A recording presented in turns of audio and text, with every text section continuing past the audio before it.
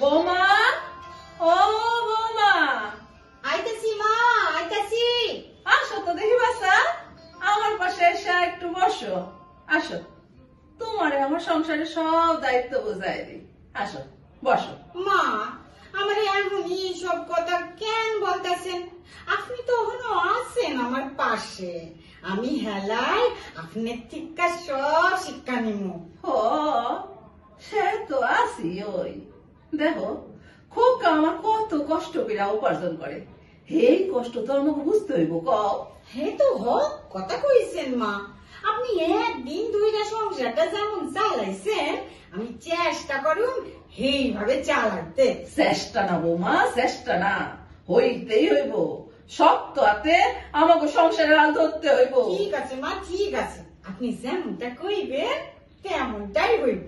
এমনিতেই দেখো, এই তোমাকে বিয়া হইছে, বিয়াতে কত খরচ হয়ে গেল। কিন্তু কই কি মা, আমি পই পই কইরা খোকারে কইছিলাম এত লোক কনের কোনো দরকার নাই, তাই ভুললো সেই ছেলে কথা।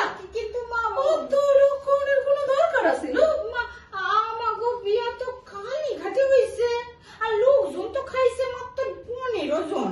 তাইতে আবার জানি জানি মন্দিরে হইছে, কিন্তু 15 জন এই কথা তো আমারে কয় নাই খোকা, আমারে কইল 11 জন। ও ও হইছিল কি মা, ওই মুসি সোলার ডাল মুদে তাইতে 4 জন আরো বাইরে গেছিল। আমি তো বারণ করছিলাম, হেই মুইলে তো হবে না। শুনবো না, শুনবো না, এই পোলা একটা কথাও শুনবো না। বোঝে না যে 2টা পয়সা যদি থাকে তবেই তো থাকবো। তা তো সত্য, আপনি হক কথা কইছেন মা। ছেলে আপনার মেলা টাকা খরচা করে ফেলছে। আচ্ছা, এবার উনো যা গেছে সেইটা তো আর ফিরাইব না, তাই এইবার থেকে তোমার বুঝা চলতে হইব। জানেন মা, হ্যাঁ আমাগো বিয়ার সময় তো মামারে আইতে কই নাই, তাই মামাই কইয়াছিল কি আগের হপ্তায় আমাগো বাড়িতে আইবো। হ্যাঁ, আবার খরচা একা আইব না সব পরিবারে আইব? খাওয়া দাওয়া কি সাইডে আইব না এইখানে এসে করবো? না মা, মামা কইতে আসিল কি তোর বিয়াতে তো যাই নাই, তোরে কিছু দিতেও পারি নাই, তাই সকাল সকাল যাবো। জামাই বাবা জি তোর দেখাও আসুন, আর তোর প্রেজেন্টেশনটাও দিয়ে আসুন। হ্যাঁ, প্রেজেন্টেশন দিতে আইব? তা আও কাও ও মা, তা সকাল সকাল আইব? সকালে এলে তো আবার জল খাওয়ার দেওয়া শুরু করতে হইব। তো একটা যদি বাদ দেওয়া যাইতো বৌমা, মানে এই সকালের টিফিন বা দুপুর বেলার খাওন। হ্যাঁ গো, কি কও? আমার তো মনে হয় টিফিনে খরচাটা কম, তুমি কি কও বৌমা? হ, কিন্তু মা, মামা যে কইলো দুপুরে তগো বাসায় কবজি জুমাইয়া খাবো। তুমি থামো তো বাপু, বুদ্ধি করে সংসার চালাইতে হয় বুঝলা, না হইলে সব ভাইসা যাইবো। তাহলে কি হইব মা? তা আপনি কিছু একটা বুদ্ধি করেন। তা সে তো করতেই হইব।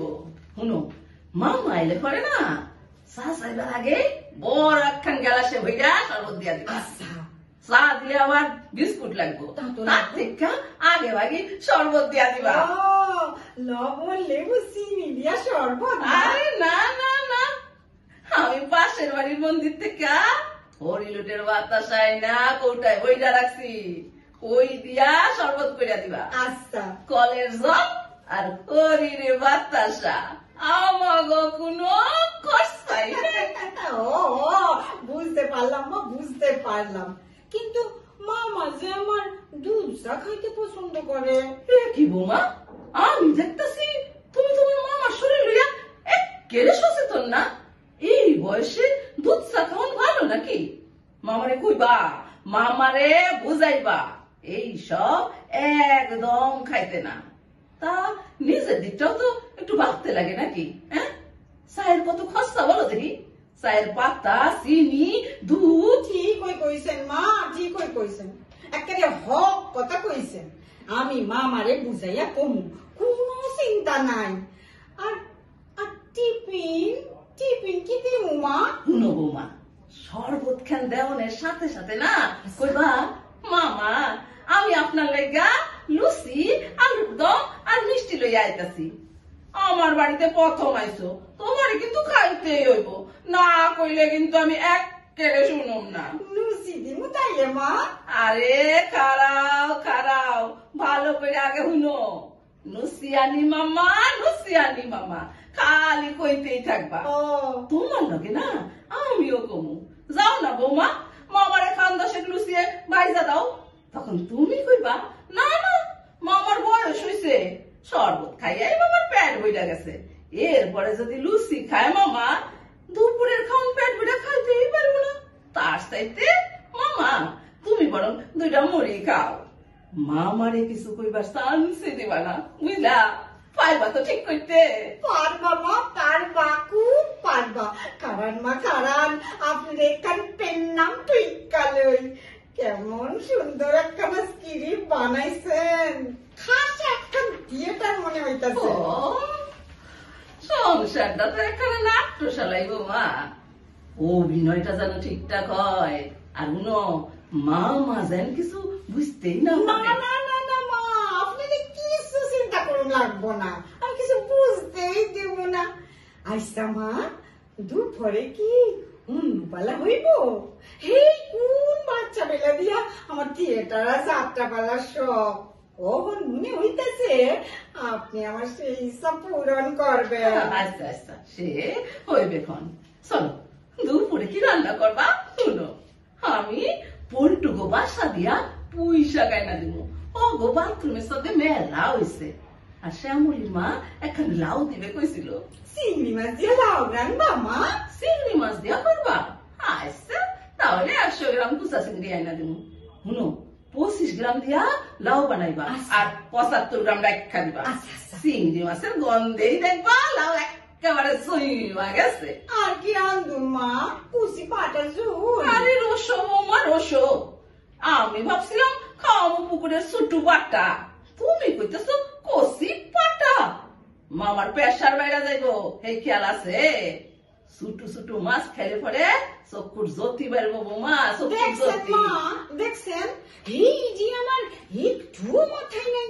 আপনি আমার শিকারা পড়াইয়া লন মা, শিকাইয়া পড়াইয়া লন, আমি বয়সটা যাম। ঠিক আছে ঠিক আছে, সবে তো আমাগর বাড়ি আইছো, আমার লগে থাকতে থাকতে সব শিক্ষা যাইবা।